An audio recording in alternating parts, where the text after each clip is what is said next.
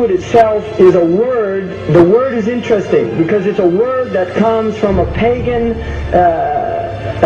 Hollywood is the holy wood, and it was the wood that the magical wands were made out of in the pagan sorcery, magic. And these wands were believed that the sorcerers that possessed them could put people into trances and control them. This is part of, this is symbolic, but it's also important to understand that part of what Hollywood literally does is it puts people into trances. It's a dream state. They call it the dream machine in the United States.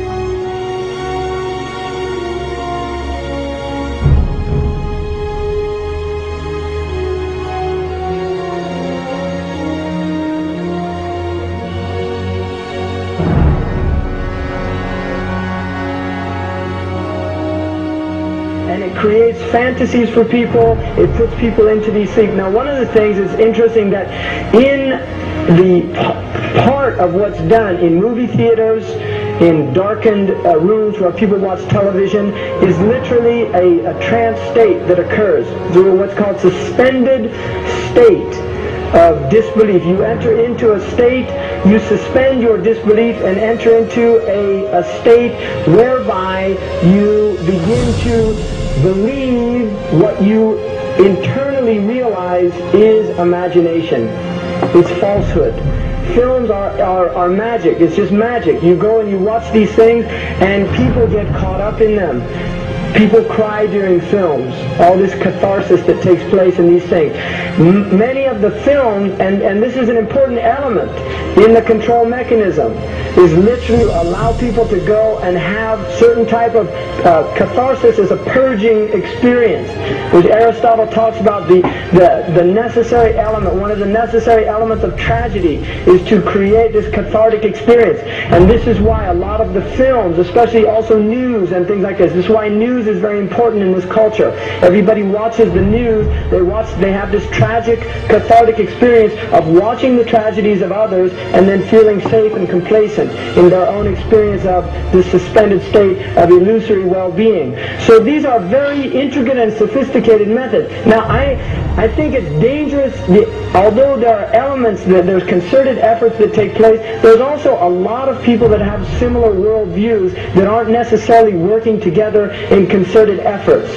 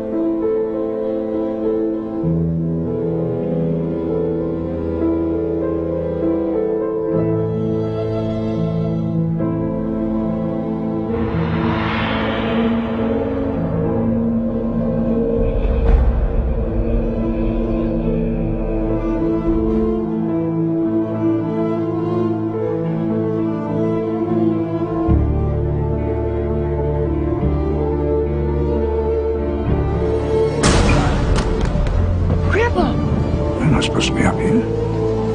Looking at her? I just wanted to know. No. Well, you're old enough, I suppose. You should know the story. Okay, here we go. It was 1832. On a night much like this.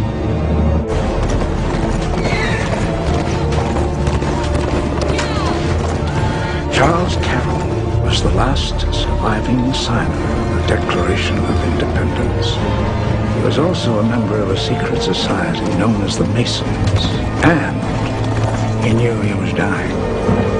He woke up his stable boy in the middle of the night and ordered him to take him to the White House to see Andrew Jackson, because it was urgent that he speak to the president.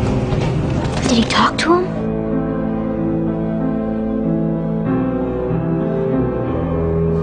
No, he never got the chance. The president wasn't there that night.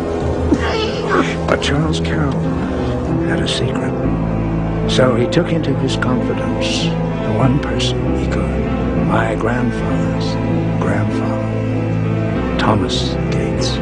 What was his secret? A treasure. A treasure beyond all imagining.